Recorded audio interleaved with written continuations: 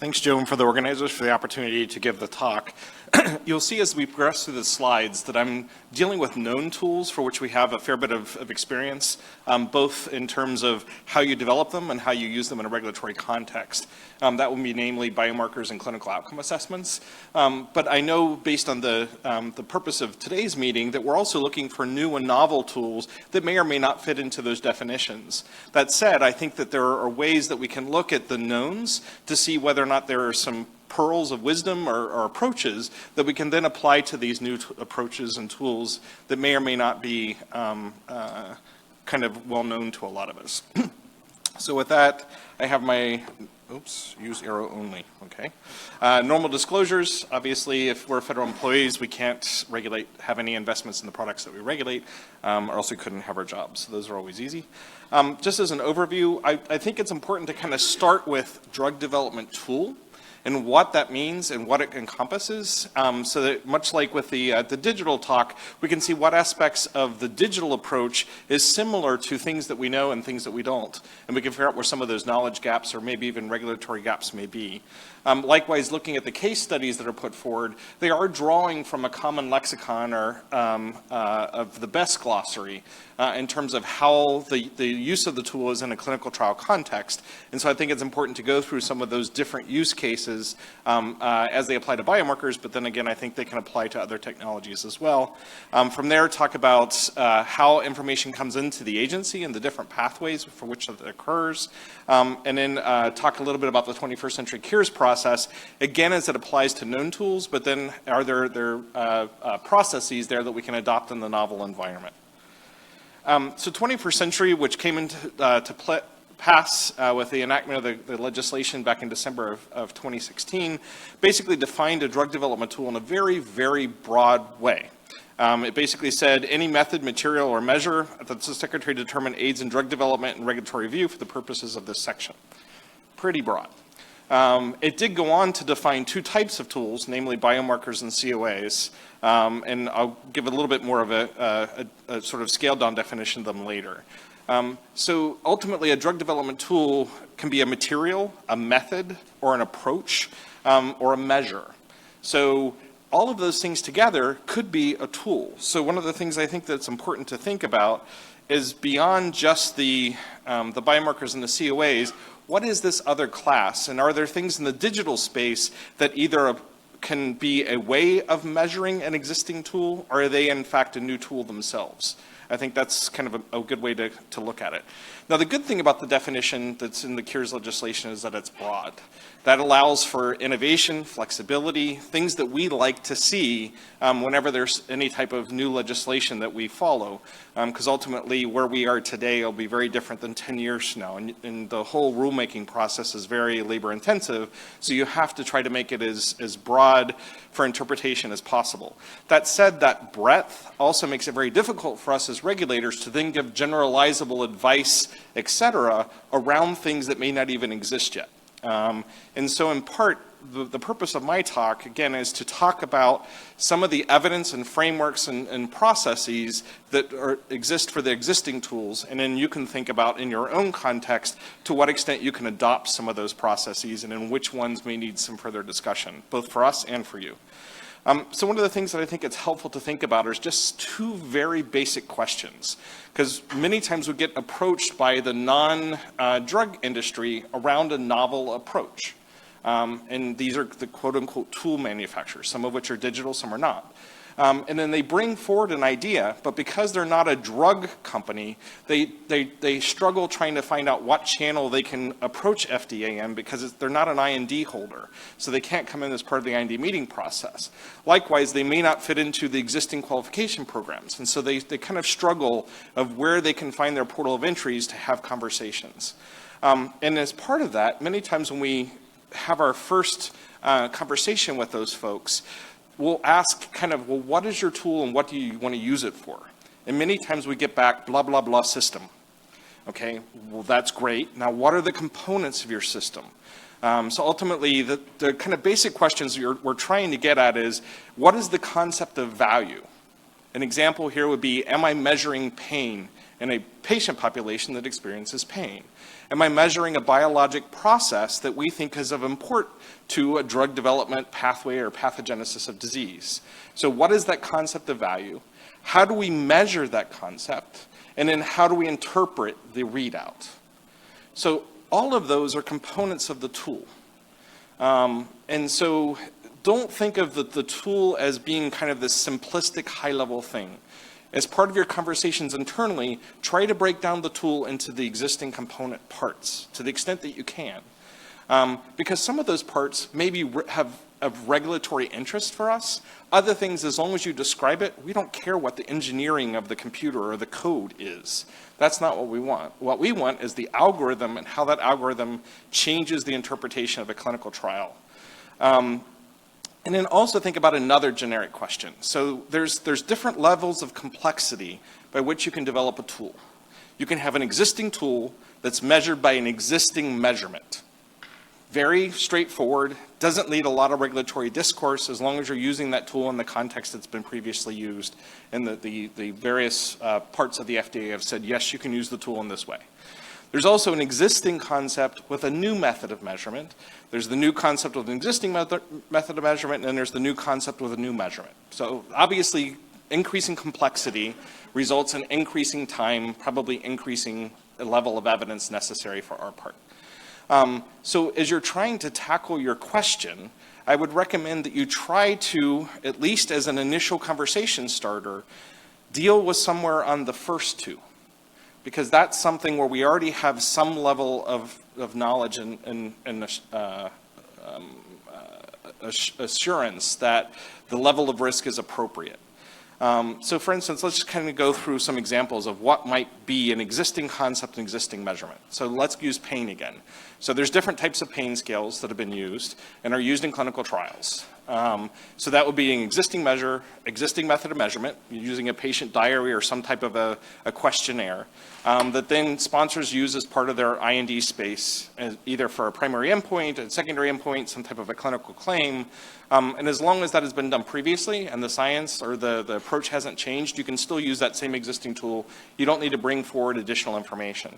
However, you can have an existing concept with a new method of measurement. So for instance, in that same pain space, maybe there's a better way of measuring it than a person sitting down across from a reviewer and filling out the questionnaire. Maybe they can do it through a phone app. Or maybe they can do it through some other technology where the same series of questions and the same scoring system is in play. You're just collecting the information in a different way, perhaps more efficient. I think a lot of the digital technologies may fall into this space. It's not that it's a new tool, it's a new way of gathering information. And as such, we're comfortable with that. As long as you can define what that new way of gathering information is and how we can do so in a way that's reproducible, reliable, and we can kind of query it appropriately. Now, a new concept with an existing measure. I think this is actually a higher level of evidence or complexity because the concept of interest is the regulatory question. So in this case, maybe pain isn't what you're trying to assess, or that it's pain in a new patient population. And so you're trying to see, are the questions that we usually do in our PRO the same, or do they need to be modified based on the patient population? As Jennifer's example in muscular dystrophy, the 6-minute walk test doesn't work if you are in fact in a wheelchair.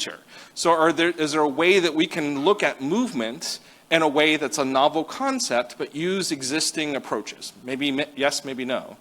And then likewise, you can have a new concept and a new measurement. And here, if we're talking about movement disorders, maybe we're not actually seeing how a person walks based on the 6-minute test, but if they're wearing some type of sensory web, that you can follow their movement in a real-time setting in their home. So those are the ways that you can look at these new approaches. So ultimately, for the purposes of the legislation, again, it defined biomarkers and COAs. The advantage of going through a qualification context is ultimately once that tool has been deemed qualified, you can use it in that context without the necessity to bring forward additional information. If you want to tweak the context, go to a different patient population, go to a different measurement platform. Again, all you have to do is bring forward that new piece, and we can query it and work with you to see what additional information we may need. So there's a real value in having tools that can be used because that ultimately gives the drug development sponsors then the assurance that there's less uncertainty in their clinical trial design, which they all like, understandably. So those are the different types of tools that are in play currently. I think it's also important to think, how is information brought forward to the agency, since qualification is only one pathway. Ultimately, there's two other pathways, depending on how you look at it. One is within the drug development context, and as Jennifer pointed out, when they queried companies to see which ones are using digital measures of different types, that would be the space in which they're doing it. They're doing it as part of their IND program with their specific drug compound that they're developing. Likewise, there's an opportunity for gathering information from what we call scientific community consensus. These are basically all the thought leaders that are out there talking to their colleagues, sharing information through publications, position statements, things like that. That's a great source of information for us because, again, it is a body of folks that are considered the thought leaders, but at the same time, many times when someone is publishing a paper, for instance, in a scientific journal, the context and the methods for which that publication was done many times are not the same as what they would have been done had that been done for the purpose of a clinical trial. So there's a little bit of a difference between those two contexts. That doesn't mean it doesn't have value. And many times that sort of gestalt or opinion going along a way that people find has value can be a great source of information for hypothesis testing and figuring out where your knowledge gaps are. And then finally, there's the qualification program, which is kind of the newer kid on the block. Do note that all of these pathways are options. Many times they are done in parallel, that the technology, the approaches, the information that's brought forward, the expertise on our side is all the same.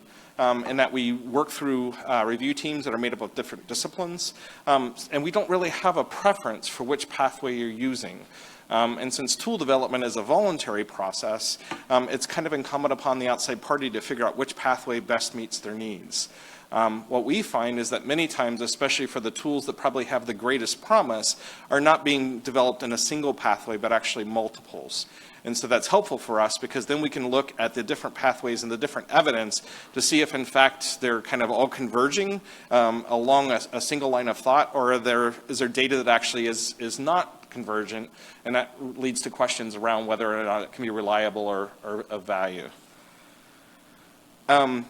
The integration into the pathways, again, is up to the outside tool sponsor. In the IND context, you're basically working with a clinical review division, at least for us in the drug world, and basically trying to negotiate with them the role of the technology and its value.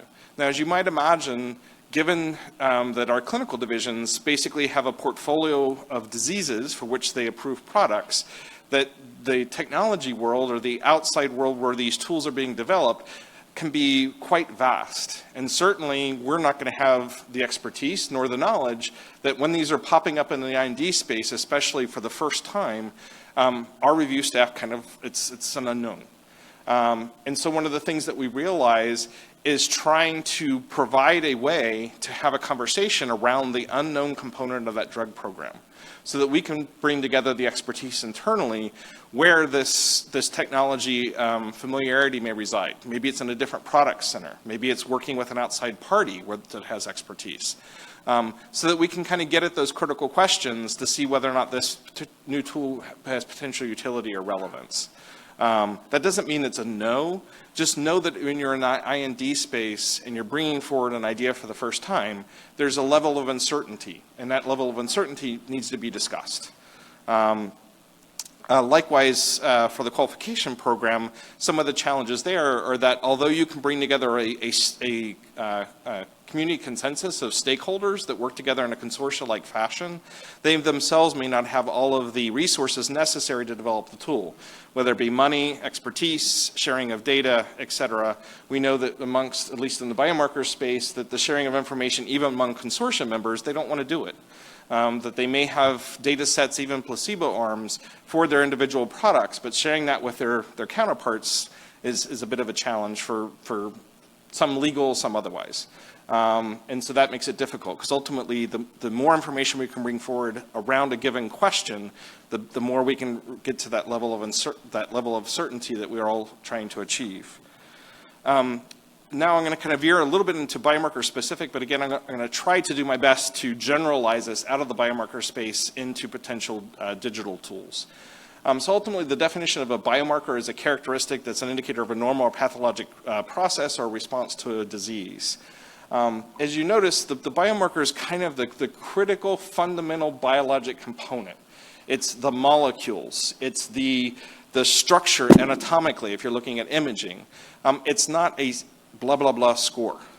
You know, yes, a score has components, so we'd like to know what those components are and how they're interpreted and how they interact and why those set of components rather than a different set of components. So it's helpful to provide as much detail around the tool as you can provide, again, within reason. We're not trying to get into the engineering and things like that, like I said before. We define biomarkers very broadly, so any type of tool can be broadly defined, as long as you can talk about what that tool's value is within a drug development context. Likewise, clinical outcome assessments are in that feels functions space for a patient, things that are important to them as part of their day-to-day living that's not this defined biologic characteristic. I think where sometimes people get tripped up is that a subset of biomarkers known as surrogate endpoints can in fact predict that future clinical benefit, that feels functions, when they themselves are not the measure. But that's a very small subset. So in general, it's easy to differentiate biomarkers and COAs as I just defined it. When we do outreach to many different scientific communities, whether they be academic researchers, academic clinicians, healthcare providers, et cetera, one of the things that they kind of struggle with, if you will, is if a group has used this tool, why can't FDA just use the tool too? And in part, it depends on how the tool was used, how it was developed, and for what purpose. So if you think of publishing in the scientific literature, if you're an academic physician or a PhD scientist, and you've basically published something around a biologic pathway, and you're doing so based on the data that was collected in your individual labs and whether or not it's consistent with other labs that are working in that same space. That biomarker or that molecule that may have been the topic of that publication may have not been developed with the context of making patient-level decisions. And ultimately, for us as FDA, we're not only choosing to develop products that can be ultimately marketed to populations, it's very difficult for us to sit down, because we can't, with an individual patient to go through their other comorbidities, their other medications, and figure out what they themselves would like to take on as risk or potential benefit. We don't supplant the role of the clinician. That's not a space that we work in. So ultimately, the main things that we're trying to look at in the development of a tool is it reproducible? Is it reliable? Is it feasible?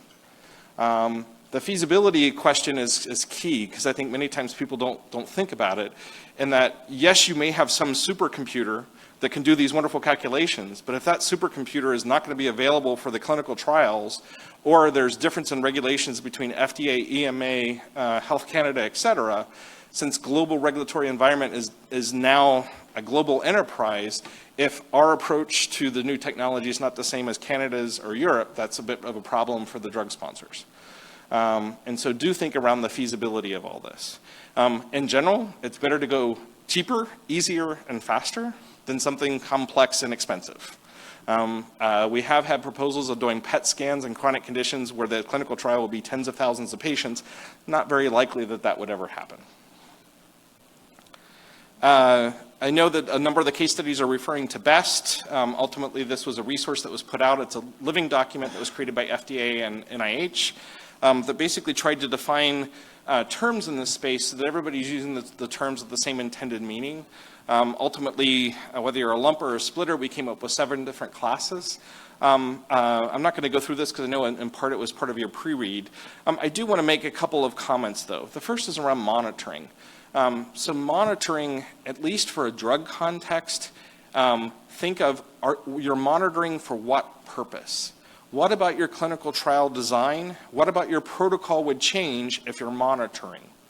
Because generally it's not a very common claim for us in the drug world. In the device world, it is in fact a claim that they have, because it does help with patient decisions and clinical care choices. That's not to say that we don't have monitoring contexts of use, but they are somewhat infrequent, is probably the best way to put it.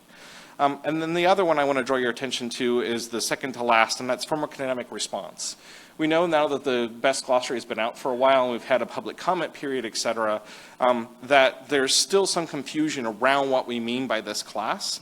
The best kind of oversimplified way is we have a safety class. This is kind of the efficacy class. That said, there's definitely a spectrum of how the efficacy claim and what information that needs to be brought forward can be subdivided. And we kind of think of it as kind of a three-step or three-subdivision process. The first is pharmacodynamic. All you're doing is saying if you have a targeted therapy, you're engaging with a molecule that's in the body, whatever that target may be. It doesn't say that that engagement results in any biologic perturbation or change. It doesn't say it's a clinical benefit to the patient. It just says there was an engagement. So that engagement could be great for a phase 2 proof of concept. Has value, but it's not an endpoint. Now, if ultimately the biomarker is intended to be an endpoint, whether a primary or secondary, is part of the drug approval process and the phase 3 program that would ultimately maybe define the patient population or the claim, then we're talking about something further up, quite a bit further up on the spectrum in this class. And so do be aware that there's a big difference between a pharmacodynamic biomarker and an endpoint. And it's helpful to go stepwise in gathering information to ultimately get what most people go is, which is the endpoint. And at the far end of the spectrum is the surrogate endpoint. It's a very small subset of these, again, where either the prediction of the clinical benefit has been demonstrated or is highly likely based on data to date. So that particular class of biomarkers with the working group, we're going to rework to try to add some of that clarity that hopefully has been missing. Another way to think about the classes of biomarkers is kind of with this pictorial diagram. And although it's specific to biomarkers, I think it does have relevance to the digital space. And so I'll try to kind of point those out as we go. So first off, there's a susceptibility risk class. Here we're talking about a person or individual who has not yet demonstrated clinical manifestations of disease, but is at a risk of developing that disease at some later state.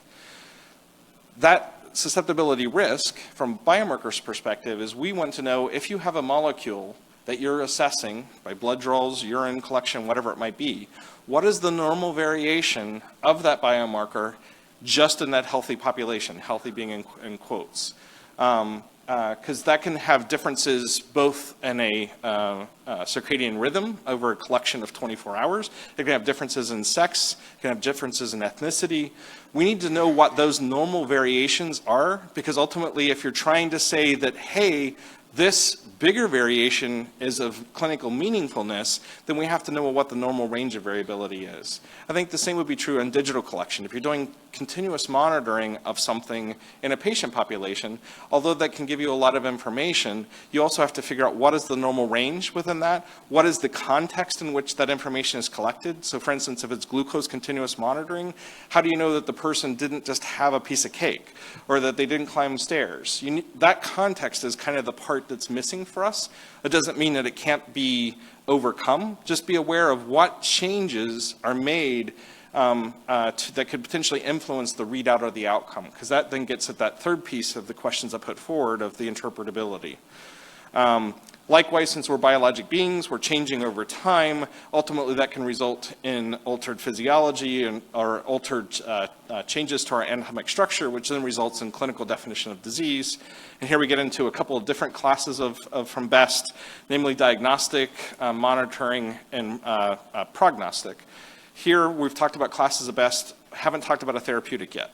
So if you're an academic person or you're not a drug developer, these are all certainly in your space because you don't need to have clinical trial data or patient level data to try to investigate them. Diagnostic can be capital D, little d. It can be capital D in the sense of this information in and of itself is necessary and sufficient for the diagnosis of the disease. You need nothing else. Most things fall into the lowercase d, and that this information, along with other information, can lead to the diagnosis. And then for monitoring, again, if you're talking about a condition that has some chronicity to it, where you have periods of waxing and waning, I think that's where the monitoring can be helpful. For instance, if you're going to reduce dose, go off of dose, have a drug holiday, whatever it might be, but those are usually more clinical care decisions rather than clinical trial maneuvers. Once a therapy is in play, then we get into the pharmacodynamic that we talked about a little bit ago, prediction, where we're ultimately trying to subset patients to see whether they are more likely to have a beneficial outcome or a negative consequence. We get into the safety class, and then ultimately, as we progress along the bottom, response, and finally to surrogate. I just want to drive this home because it kind of, I think, reemphasizes some of the things I said earlier of what is your tool. So in our case, the tool is the biomarker. That tool is then measured with some platform or technology. That platform can change over time. New platforms come along that are better. We ultimately qualify the biomarker, not the tool or technology. We look at the technology, we define its performance characteristics, but we decouple them to allow for innovation. Otherwise, we'd be having folks come to us with every new technology update, which is just not feasible. The patient population, of course, since we're talking about drug development, that will be of import. And then finally, the other aspects of the clinical trial design. It's important that you define up front kind of what your knowns or assumptions are. So if things don't work out, which most things don't in science, then it's easier for you to figure out what might have went wrong, and you can still learn from your negative results rather than throwing out the whole effort. So what we work on in the biomarker qualification space to the best that we can is negotiate with you at the beginning of what we know about your environment, your system, where we think the knowledge gaps are and how we might fill them. Now, in some cases where there's conflicting literature reports, et cetera, that is not always an easy endeavor. And so we really kind of need to take the time to make sure that we're on the same page so we know where our starting point is. Some things that enable a DDT development, and this would certainly be true for any type of digital collection standards, whatever those might be, the quality, the reproducibility, sharing data. It was great to hear that there's a common API platform that's been proposed in the digital space. It's the same concept as what we do. The API would kind of be the concept of interest, and then you're looking at different ways to achieve that concept. Any type of assay imaging or protocols, pre-analytics, your standard operating procedures, making sure that if you have multiple sites collecting information, they're doing so in a consistent way so that we can interpret the data more easily. I know that the case studies are going to be going through this in much greater detail. The need statement is ultimately, you need to convince us why we should care. You have limited resources, we have limited resources. We need to figure out what is going to be the real value of this. If you're talking about a disease for which there are multiple approved products, you're talking about maybe a new generation or a new class, but for the most part it's small tweaks, probably not a big value for us. That doesn't mean that we wouldn't do it, but we are resource limited, and so we have to make choices sometimes. Then there's the context of use, how it's going to be used in a clinical trial, and then the benefit risk and how we ultimately get to the type of evidence that's brought forward. As I said at the beginning, because the tools can be so broadly defined, giving generalizable advice for all these different opportunities is really difficult. But I think if you focus on these fundamental concepts that have been working really well in the biomarker space, that'll certainly be to your benefit. So for the drug development need, ultimately it's an unmet need that needs to be addressed with the proposed tool. What we want to do as part of that conversation is, if there are existing tools, how does yours compare or improve upon those existing tools? You can't ignore that the other tools exist. It doesn't really help if you, for instance, are doing something for arthritis and you ignore that rheumatoid factor is already out there. I would think that the same would be true in the digital space, that if there's already tools in play to collect information, whether electronic health records, et cetera, what about your new tool is going to provide the added value, make it less expensive, whatever it might be. Ultimately, we want to know how the new technology is going to address that need, and then be able to define, if this were to be successful, what would change around the clinical trial. One of the things that we like to do in this space is to ultimately do some type of a decision tree where you put in the tool as part of your algorithm for decision making, and what would change if the tool is quote unquote positive, whatever positivity may be. That helps us to kind of better understand the need and how it's going to be used. Likewise, for a tool, we want to know how it's being used in a clinical trial context. We call that the context of use, at least in biomarkers. We try to simplify it to say, what's your best category and what's the clinical trial maneuver or question that the biomarker is intended to address. Some examples of those questions are listed below. It could be inclusion-exclusion criteria. It could be for safety. It could be for dose escalation. It could be for restricting your patient population. Any and all of the above could certainly be useful. An example below is for total kidney volume that kind of brings it all together around the patient population, the context of the use of the tool, if the tool's going to be an additive to something that's already a part of the clinical trial design, then define what those additive components are. What phase of development it would be used for, or whether it's going to be in a phase 1-2 program versus a phase 3. There's a bit of a difference there in terms of the type of evidence that we'd like to see. But basically try to define as clearly as you can what would be the outcome of that tool if it's qualified. And that way it allows other parties to use that tool that may not have been part of that development effort. So you want to give them as much information, as many breadcrumbs as possible, so that they too can use the tool. The whole point of qualification is to put things out into the public sphere that people can use, so that not everybody has to have the same conversation with us over and over and over again. The value proposition, ultimately I feel that not everything, much like the hammer and the nails, is going to be appropriate. You yourself, as the tool developer, have to decide which of the pathways works for you. For the non-drug companies, many times they have the hammer in search of a nail, rather than trying to put the nail on everything. And we try to help kind of do a bit of an education of what it means to develop a drug, the drug development process, because a large part of that they don't really know. So it's hard for them to develop a context if they don't have some of the basics in mind. Sharing resources, sharing data, any type of consensus opinions, all those things can be a benefit to us. And I'm getting close to the end. So in terms of cures, it defines a 3-step process. Ultimately, it puts FDA in an active participant role rather than a review shop where we just kind of see what throws over the fence, we make comments and throw it back. This is a much more conversation-driven process. It's 3 steps. It's the letter of intent, qualification plan, and then the full qualification package. There is a transparency piece to this. If you look on either our website or the COA website, you'll see who we are currently engaging with, what they've put forward, what's the context of use, information around our recommendations to the outside party. So this is a real opportunity for a shared learning culture, because if you're developing an imaging biomarker, although you may be doing so with a different biomarker or a different disease, it would really be helpful for you to see what other information we've given around imaging biomarkers, because my guess is it's going to apply to your own program. And what we found that's in fact true, that even within the short period of time since we've been working under cures, the quality of our submissions have been really gotten much, much, much better, to the point now where even the academics, the non-drug developers, are putting forward high quality packages to us, which is wonderful. In terms of the submissions, I'm going to not go as much detail with this because it may not apply depending on if you're in that novel tool, novel measurement space. Just know that ultimately what you want to do is, as part of the initial conversation, is make your case and make it succinctly. Don't copy 200 pages from your extramural grant to NIH and say, here. And then we have to kind of figure out what here is.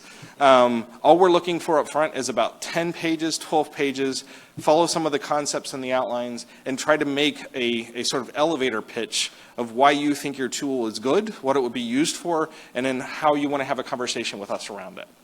The qualification submission, that one's kind of the big piece to this, because it ultimately defines the knowns, the unknowns, and then how you're going to fill those unknowns. So it's kind of a roadmap of what you're intending to do.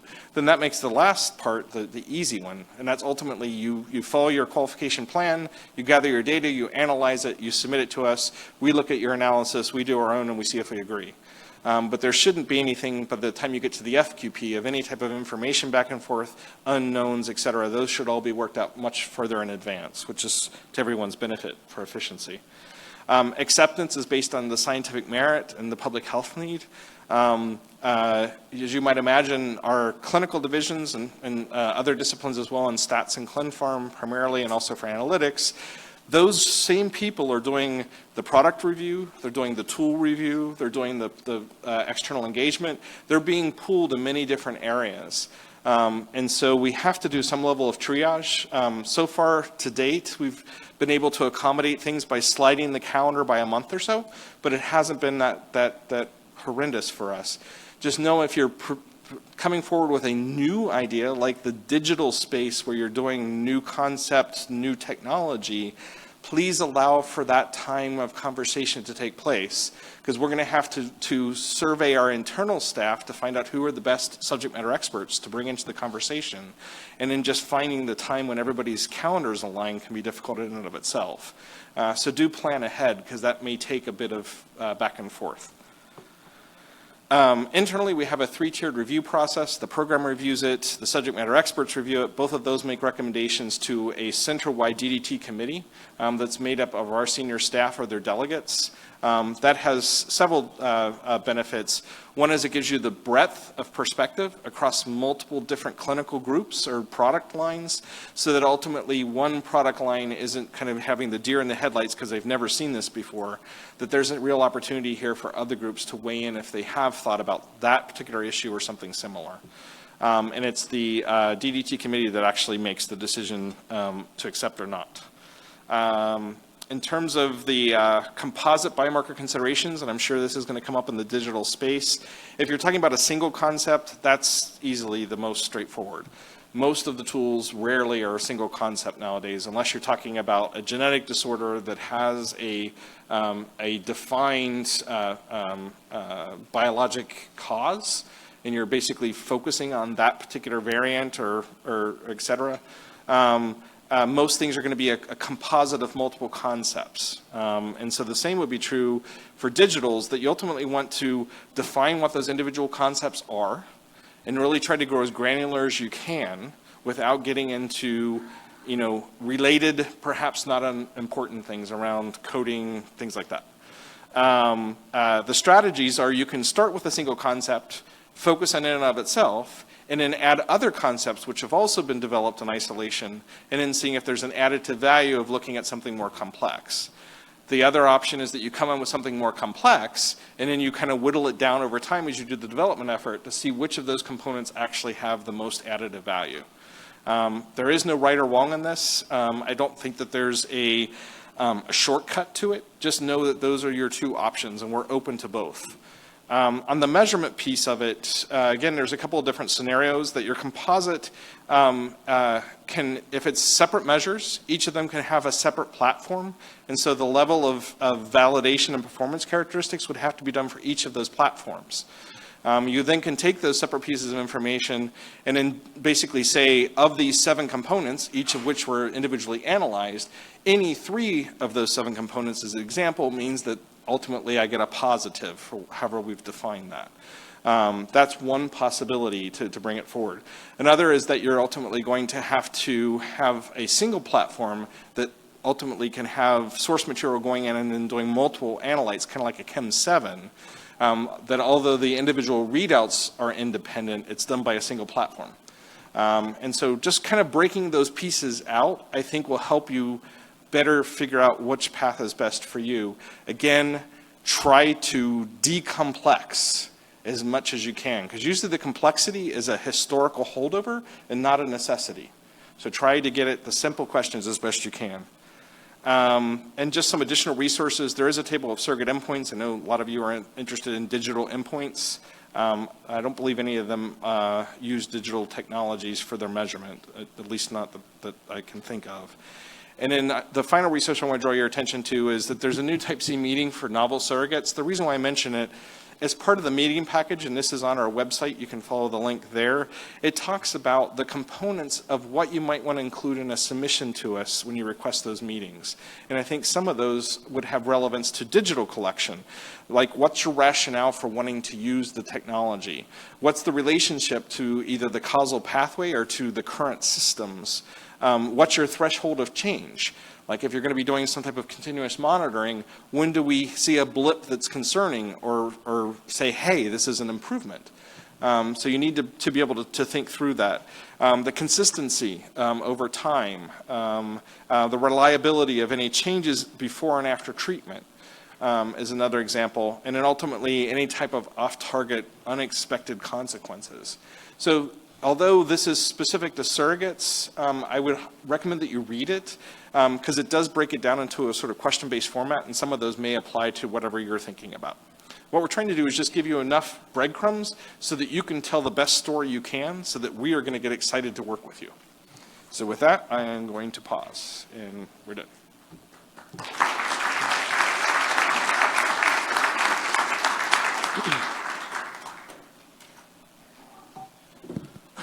Okay, thank you, Chris. Don't go anywhere. I know. Okay. So we've had a call to arms, essentially, from Jen, and we have a fairly clear discussion of, or description of the foundation, the regulatory space that the FDA lives in. We are now going to have a discussion around the intersection of those two. And I'm going to invite several more people to the panel.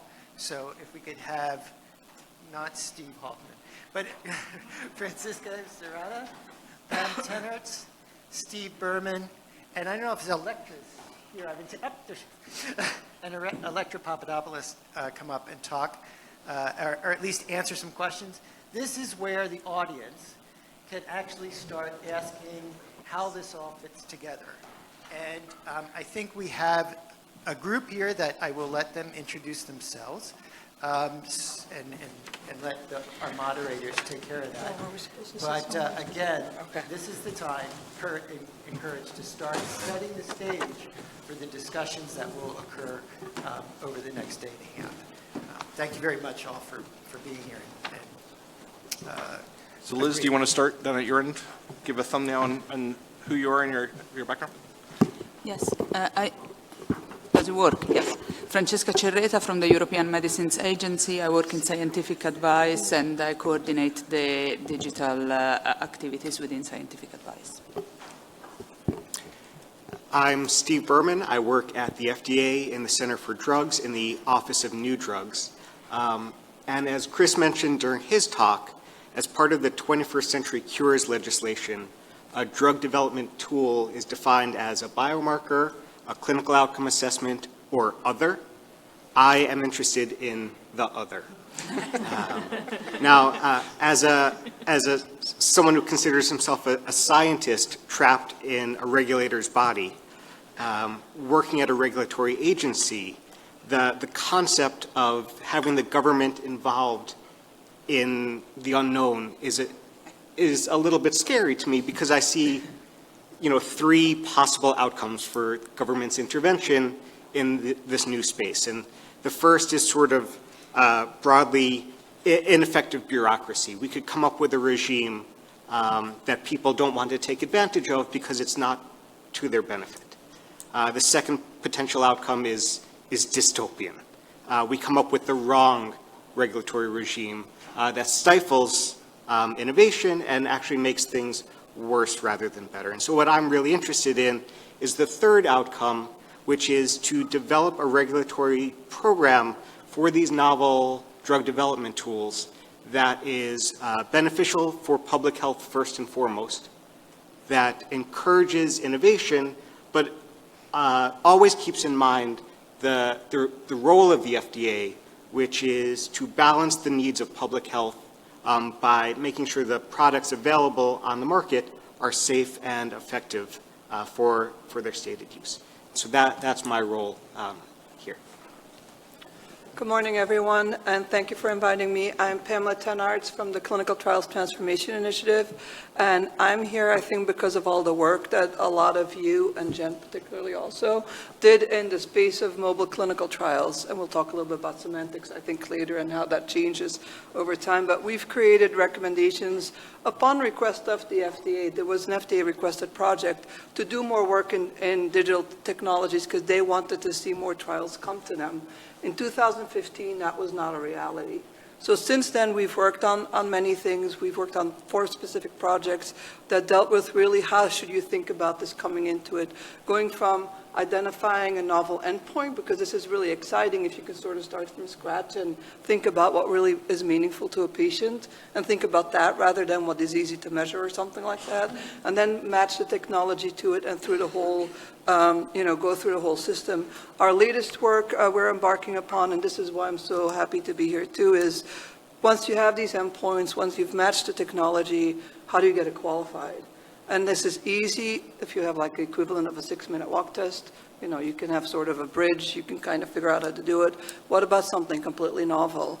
And then how do you keep that to a standard that is manageable and not something all of a sudden, like Jen said earlier, like impossible because you're making it too hard on yourself. I will say that when you talk about the dystopian things, I've not seen regulators make it harder than it needs to be necessarily all the time. I think we do a good job of that all by ourselves without you guys getting involved. So I would just say that coming together and talking about these things is really good stuff, and happy to be here.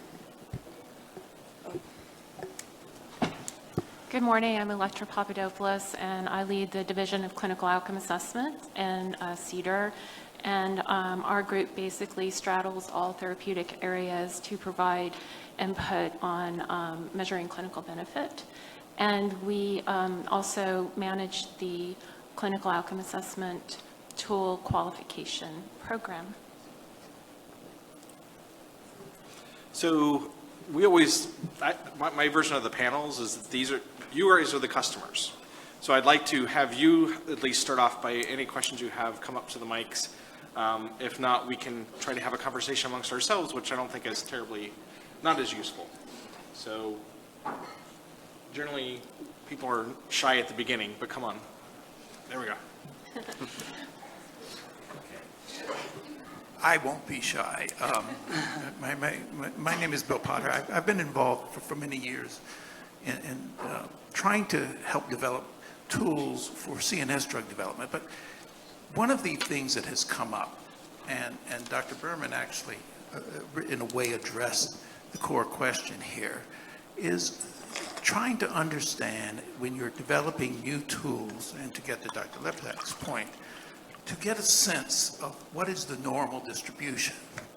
Is it possible that instead of the way we've been operating, where if a company comes into the FDA with a proposal, say a drug study, and then adds in an exploratory study of a device, a wearable, is there a path that from the beginning we could agree that that particular data could be shared by the field? Right now, the way it's set up, if a sponsor comes in and is trying to validate or support the use of their tool, it's treated as confidential data. Now, with the letter of intent, if you do it through an FNIH consortium, the data is public. Right now, as my understanding is that some of the drug company studies going in, that data will not be public because we haven't prospectively said that. So why don't we think of a way, or is it just too out of the box? Why don't we think of a way that in this space that we get upfront agreements, the data on tools in order to develop good normative comparative databases of people using different devices and gadgets to presumably measure the same domains gets shared in much closer to real time rather than at the back end, which we've been doing, which I think Dr. Goldsack referred to, still trying to figure out, can we come up with something better than the ADAS-Cog in Alzheimer's disease? We're now 40 years into that, okay? We still haven't definitively done it.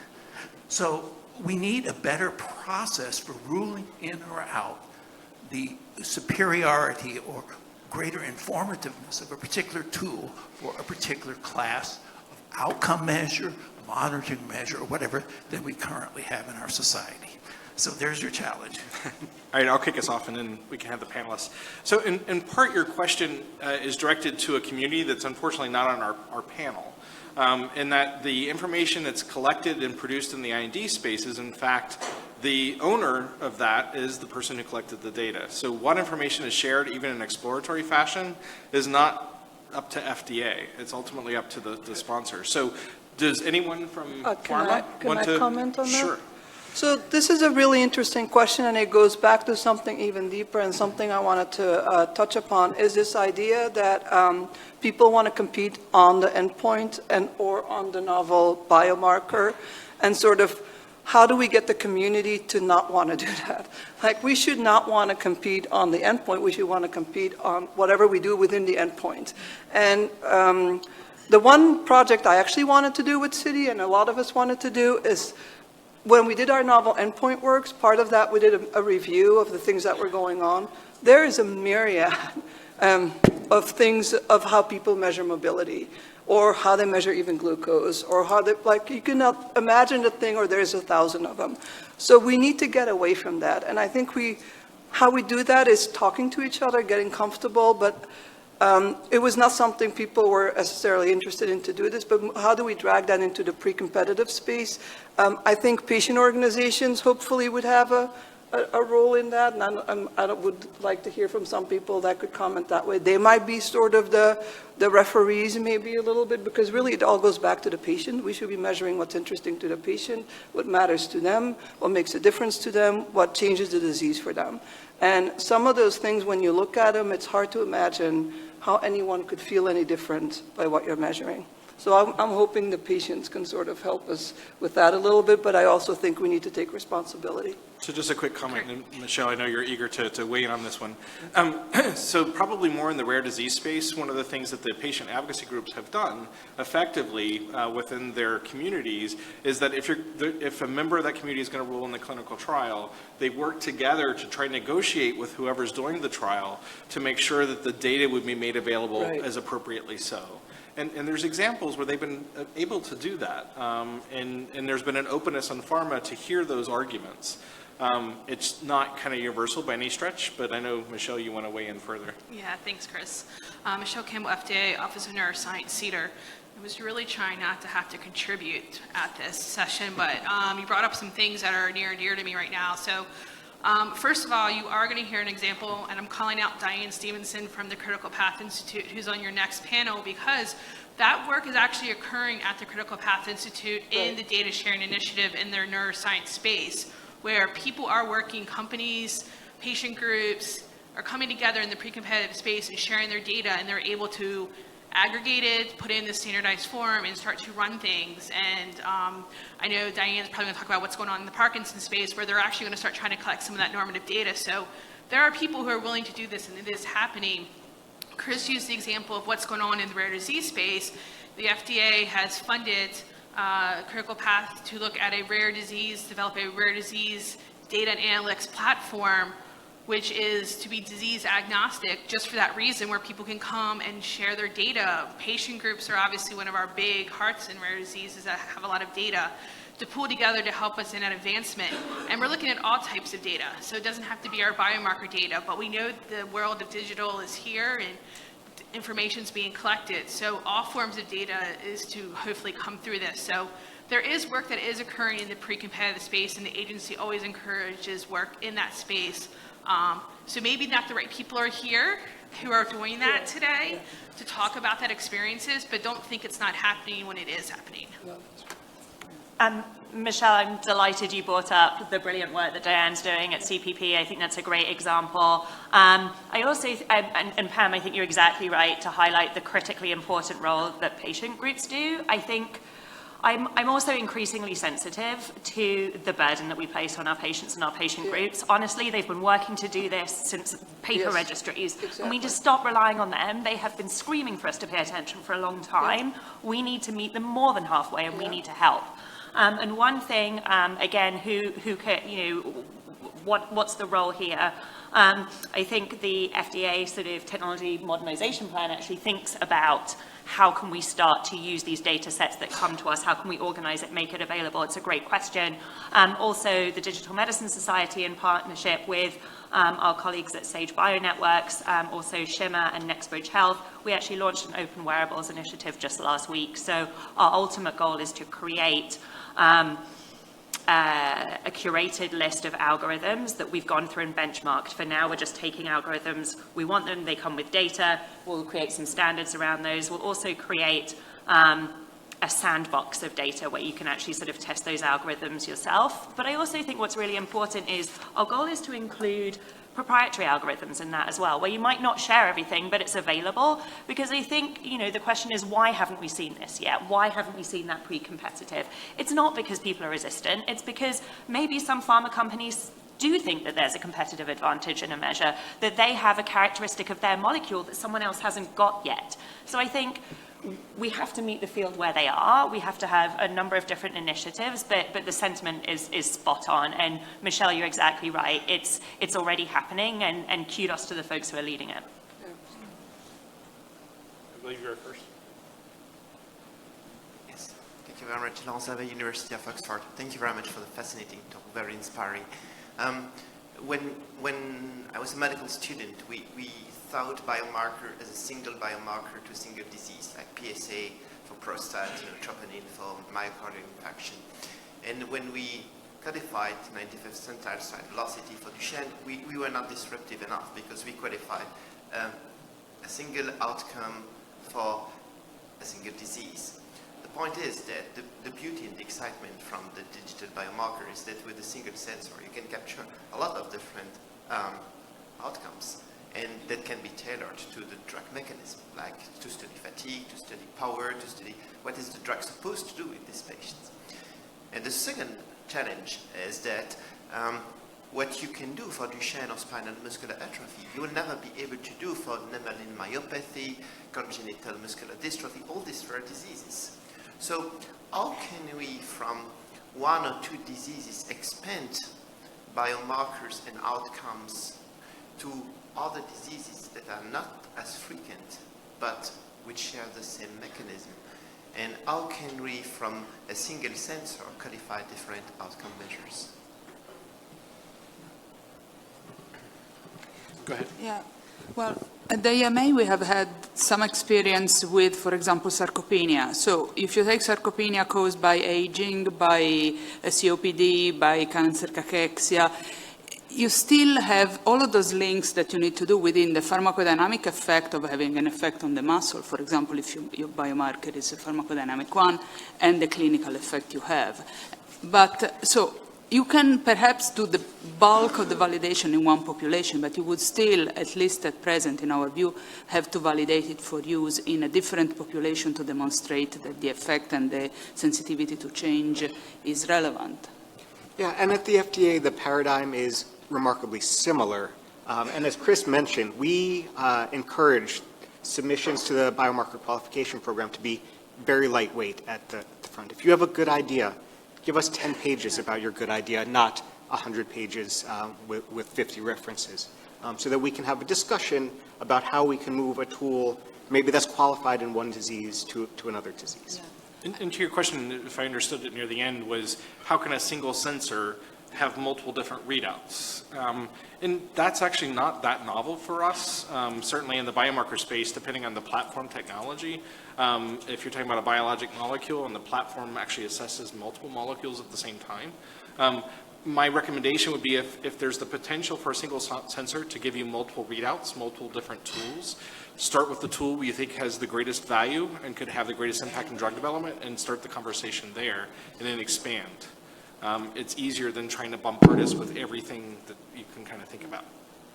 And I think that's one of the main learnings we have had. There's a sort of rolling process and continuous contact with the agency, because that doesn't sort of scare everybody to say, whoa, you want to do everything together perfect at the beginning. Start, maybe from low-hanging fruits, populations that are easy to demonstrate, and then roll over to others. So I guess from a clinical outcome assessment standpoint, I think, in terms of the digital monitoring technology and measuring clinical benefit, our sense is that, we look for the same characteristics in a digital outcome, clinical outcome assessment as with other types. And, we still have the same questions in terms of, are we measuring something that is meaningful to the patient? And that's where, patient input comes in and caregiver input comes in. So, I may be preaching a little bit to the choir, but because I know you've done a lot of work in that arena. but we still need to look at the context of use and how it will be applied in the population. So for example, you know, where to wear the monitoring device, because different populations might have different sort of biomechanics, and we want to make sure that we're picking up what we think we are, and things like that. So I think, well, take another example, you know, maybe we want to look at something, an elderly population or a population that has limited dexterity, and we may have to pay additional attention to make sure that our interface can accommodate. So I think there just needs to be thought applied to it. I think just with any other type of assessment, you may not need necessarily full validation every time you move to a slightly different population, but I do think there needs to be some thought applied to it.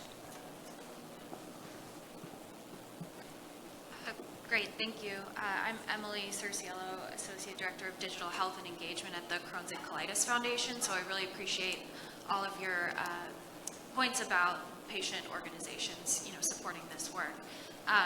My role is making sure that our organization and all of our research efforts, especially digitally enabled ones, are reflective of our diverse patient population. And where does diversity fit into the regulatory pathway, and is there an opportunity to make that more explicit? Thank you. Do you mean diversity in terms of different patient experience with the same disease? Yes, to Jennifer's example of making sure that our algorithms are all reflective of an inclusive patient experience. So where does that fit, and can it be more explicit in the regulatory pathway? And in part, it kind of gets you into that predictive class from BEST. How do you subpopulate patients so that they are in fact unique, even though they share a common label, if you will. A big chunk of it is that the difficulty around how we define disease has been historical, which is very descriptive in nature. And now that we have the ability to get to the molecular underpinnings of disease and get it to some of the sort of multiple etiologies and how they actually result in a similar phenotype, but the experience and the targets may be quite different. That I would say if you're using the technology to differentiate within a given patient population, try to the best that you can to say why those subsets are meaningful from a patient experience point of view, and then your ability to reliably subset those patients through whatever algorithm or treatment that you do. And from that, you can basically do training sets and validation sets, et cetera. And then try to look at some other objective comparator so that if multiple people are independently looking at your subpopulation, are they all coming up with roughly the same subsets? Or are they subsetting differently based on inter-reader variability? So I think, one thing we always think of is how well our clinical trial populations represent the population at large. And, are we capturing diversity in geographic location and socioeconomics and by gender, by age, by, racial characteristics. So these are things that I think, we're all very much aware of. And one of the thoughts around use of technology is, can we make our trials more generalizable by allowing a broader, more dispersed patients to be enrolled? Similarly, in patients with rare diseases, it can be very difficult in terms of travel and the like. So that may be another real benefit of this technology. And as one last comment on top of the generalizability and external validity of the population, you may allow a more general access in principle, but you can also create sort of orphan populations due either to the access to the technology or the usability of the technology. For example, if you have an inhaler in a disease which is prevalent in older people, and you haven't properly validated the use of that inhaler if it has a digital component, then you have a problem because you have done a perfectly nice trial, but then it's not usable in the real world. And just sort of riffing on what all of my colleagues said, I'm so I'm so glad you asked the question, and I think we need to be mindful of it. I would also, perhaps a slightly controversial answer is the power of these sorts of tools to do exactly as you said, to reach new populations, to access them, to allow them to participate is huge. Current participation is crappy. Current evidence that we have about natural history of the disease is crappy. So what I want to do is challenge us as a field to get to a point where we are able to include everyone, where we don't create, Francesca, I love your words, new sort of underserved populations. But at the same time, I don't want to halt all progress until we're at this sort of utopia where it's significantly better. And I think there's a trade-off there. We mustn't get lazy, just meet where we are and then say we're done. But I also, as I said, I think there's a balance. We must consider it, but I would be disappointed if we held things up from a role because we're seeking perfect when what we've got right now is far from it. Who was first? Arm wrestle. Hello, my name is Peter Groenen. I'm working for Consortium. I'm coming from the traditional biomarker field, so I very much feel what Chris was saying about the current process for biomarkers, the hard biomarkers. But also a little bit what Jennifer was saying with regard to the variability that you may see in the digital monitoring, the new devices. She was referring to the heart rate, which is one of the measurements which apparently with some of the devices is not very accurate. On the other hand, these devices can monitor on a continuous state, and actually maybe even if they're noisy, over the long term they may even be better than having an ECG in a hospital. So my question is, when we're thinking about converging, what does this mean also from the regulatory perspective? So we are limited in how we can measure biomarkers because of the way we take them. So if there are now biopsies or blood, we are limited, and that's our view. Even if we take into account circadian rhythm and all that, we know that they will change over time. Actually, maybe even in the trial that we are using, that may be a missed view actually on the reality. So one example, for instance, blood pressure. So we know how to take blood pressure, and this is also one of the endpoints in clinical trials. But we also know that blood pressure measurement over time gives you a totally different view on treatment and disease as the hard endpoints being created. And this, you can imagine, will happen in many cases if we start looking at these two different fields. And sometimes we won't even know because we don't know what we don't know. So we see the data that looks noisy, and we have the hard biomarker data, and then we go like, no, this doesn't really compare, because Chris, you mentioned we have to make ourselves aware of what is already there, and we compare, but then we don't understand actually that we're looking at something that may be actually much more realistic for the disease and the treatment than the biomarkers that are misleading us. So what's the view on the panel on that? So I'll say there are no shortcuts. So just because we have a new way of measuring an existing feature, heart rate or blood pressure, doesn't mean that we can bring that to a clinical trial without giving it careful thought, because blood pressure measured in clinic versus blood pressure measured at home may not be the same measurement. And so careful thought about the context of use for that drug development program is going to be required for anything that's brought up that's novel. And so we have a framework for dealing with these new measurements. We just have to make sure to apply it carefully. I want to riff, to use your term, on something Jennifer said just a moment ago. So I think we have to acknowledge that our current paradigms are not perfect, and so when you're trying to make improvements, one of the things that we many times try to do is compare ourselves to the current paradigm. That's not always optimal, especially when we know, for instance, if the current paradigm is that you're looking at a histology endpoint, you know that there's sampling error depending on where the needle biopsy is taken from. So in part, if you're then looking at some type of a MRI, 3D assessment of an organ, it may not be best to look at the histology comparator. But you have to kind of figure out how to get us from something that has been used, even if imperfect, to where we're going to go that may be better. And for a big piece of that, it gets back to what is the natural history of the disease, what is the variability of patient experience, because those are how you can get to the, to make that leap to not go towards a substandard comparison, but to something that might actually be more important and more valuable. And to me, in an ideal world where we had the time to do this, it would be interesting not only to share the data, but also to share the insights that regulators have had in analyzing this data who are collected in a continuous manner, what to do with outliers, what to do with missed data. Maybe without going in the specifics of the products, but it's a different way to look at those data and decide what is it that we really want to keep in data sets. I'm pretty sure I have a pressure spike when I have to get my kids off the phone in the afternoon and put them to do their homework. So, but I wouldn't want to be treated for high blood pressure on that. So it's something that perhaps we need to consider in terms of guidance to companies. What do you do when you come with these continuous data monitorings? So I want to direct a question to Steve and Joe. So we're kind of at time, but we have a couple people at the mics. Are people okay shortening our break? And we can at least finish up the folks that are at the mic or waiting. So I think we can take one or two more questions. Okay, so we'll deal with the three Because we're folks. already. Okay. I believe you're next. Yeah. Hi, so my name is Vaibhav Narayan. I'm from Janssen R&D. I want to go back to Bill's question initially about how do we create data sets. And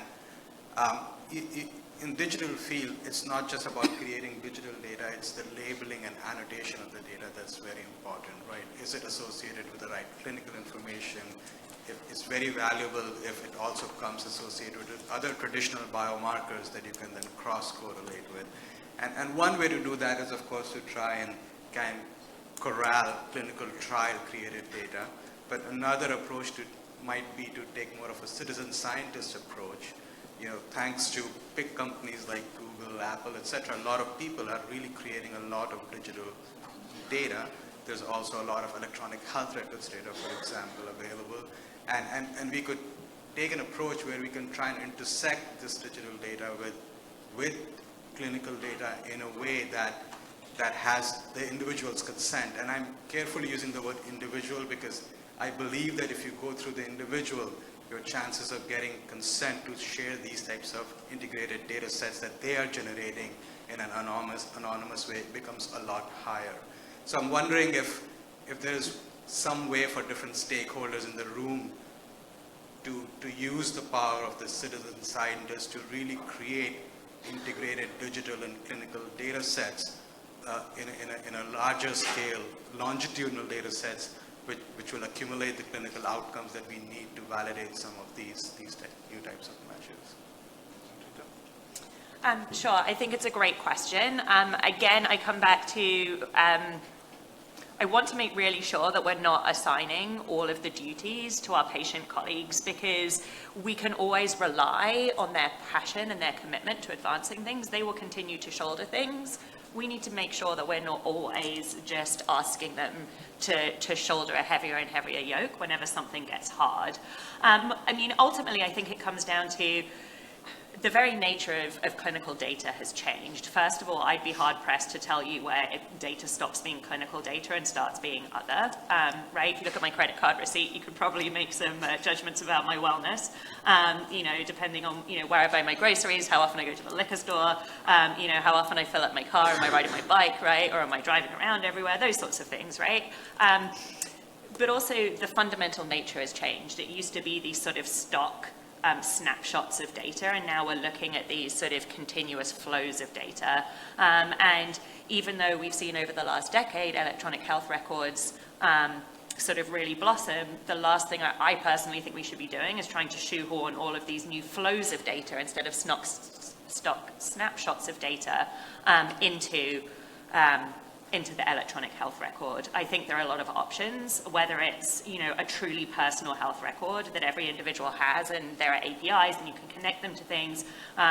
It requires a robust nationwide data governance policy, whatever it is. We need to decide where the data is going to live. We need to decide how you not just consent, but have truly informed consent. And we need to have some oversight on the access to that data. And one of the reasons in my remarks earlier, I highlighted the work at FDA's Technology Modernization Action Plan and also HHS's sort of data initiatives is, you know, we have to look at that closely, and then across all the stakeholder groups, whether it's pharma and all the data that they have, whether it's healthcare providers, whether it's the individuals, whether it's these new tech companies that have a lot of data, we need to collectively come up with a data governance plan. And frankly, I think it needs to be sort of top of our collective agenda if we're going to start running healthcare and health research on data as fuel. Just a quick comment, and this is more of an obvious, but maybe something to think about. Don't, as part of a tool development effort, don't feel that all your data has to come from a single source. Certainly, we look at the gestalt of the data, some of which is going to come from trials, some of it's come from registries, electronic health records, the published literature, whatever data source. So if you try to shoehorn, to get all of your data from a single source, it may be more work than not. So try to figure out, again, make things simple as best you can. Ma'am? You can go ahead and then I think you were last. Oh, there's someone down here. Roberto, go ahead. Or whoever was first. Okay. Yes. Go ahead. Thank you. I'm Liliana Guedes. I'm coming from NIH, and I've been working in digital pathology development tools. And my question is specifically is that during my participation in these groups, trying to develop companion diagnostics tools during drug development, it usually is used a combination of pathways. It's either IND and IIBD. So it can be seen this as a companion tool in drug development. Instead of using histology data in digital pathology, you are using biological or physiological data. Can be seen this as a potential pathway for the FDA submission? Sure. So one comment and then a response to your question. Be careful of the use of the word companion, because at least for those at the FDA, companion has a very specific regulatory meaning, especially in the context of a diagnostic. Yeah, usually to prove the clinical value is the key word here. Right. So sometimes the tool per se doesn't accomplish that. Right. But if you use it together with other tools, then you can actually reach your endpoint or qualification of your biomarker as whatever you want. So if I understood, so ultimately I think what you're describing is existing concept, new method of measurement. Ultimately your concept is whatever the histologic features are that are of importance. What you're changing is rather than having a person do the read, you're having some system do the read, a machine reader. We're certainly open to that. And we know that the inter-reader variability from a machine is probably less than inter-reader variability between two humans. So it's again one of those things where the existing standard may not be the best, but if you can show us the data to say whatever the histologic features are, the automated read can in fact reproducibly and reliably identify those features, we're open to seeing that. And we've had a couple conversations around automated reads. Okay, so in my experience, the most difficult part is the standardization of the analytics of the measurement. So it's extremely hard to reach consensus and a standardization method. Well, and again, this is where you're running into those problems is in that if there's not a lot of concordance between your automated read and your human read, it may be that the human read didn't have a lot of concordance between the readers. So that's where you kind of have to deal with a couple of different variables at the same time. Yeah, so I'm just, congratulations for the organization of this, because it's you have to design the design right now, the roadmap that you are going to find, reaching guidelines, to see what qualification of these tools are going to be by societies, professional societies that are involved in these guidelines, so it have to be a consensus so that everybody is in the same boat, measuring the same way these values. Right. You going to allow Roberto to speak or no? He's been waiting. Quick one. All right. Roberto Cayo from Pfizer. So I was wondering if you could comment on the potential use of different development tools, not digital necessarily, to buttress the argument for a digital tool and its meaning. So, for example, let's say that I am proposing to utilize actigraphy to look at how an intervention in something like COPD or heart failure, how it impacts the ability of that patient to function. But what I'm measuring is activity. And how do I demonstrate that that increase in activity actually is meaningful to the patient and actually is bringing value to the patient? Can you comment, for example, on the utilization of things like clinical reported outcomes, particularly patient-reported outcomes, in order to inform what that activity really means and what value brings to the patient, and what you need to be able to utilize that together? Electra, do you want to take? Or the one thing, again, making things simple. I know a lot of times people try to find different ways of doing the same thing. Sometimes the least technology way is the best way. So if you're going to ask a patient how they feel or function, ask them how they feel or function. Don't try to find a biomarker that predicts how they feel or function, because that may add a lot of complexity you don't need. But yeah. So, you know, this is something that we encounter a lot. You know, we currently have several of these measures in our qualification program for monitoring activity levels. And I think that's where this patient input is very important. Patient and caregiver, you know, in cases of where patients can't provide the input. But, you know, that's something that we ask for. And I think, you know, will really bring meaning. So, you know, for example, sometimes even small changes in mobility can be huge in terms of patients' ability to live independently, to toilet, and to just take care of themselves.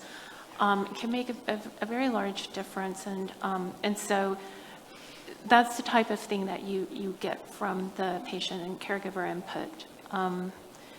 But, you know, I do take also Chris's point very much that the actigraphy, activity monitors, you know, they're one tool in the toolbox. We will look at the information in the context of other types of clinical outcome assessments like patient-reported outcomes. So, you know, the monitor can say, okay, this is how much an individual is moving, but it's not going to tell you how they're feeling while they're moving. That you need to get from the patient report. So that's sort of in a nutshell, I think. I think Joe's getting the hook to pull us off the stage. Yeah. So let's take a break for 10 minutes. Let's get back in 10 minutes and get started again, and we'll try to get things started to get back on time. Thanks for a really great conversation. It was, as expected, lots of questions and lots of discussion, which is what will make this a rich day. So thank you very much, and there's snacks. And just a plug for Steve. As Steve said, he's the other. You have lots of others, so please talk to Steve over the next 2 days. Thanks, Chris.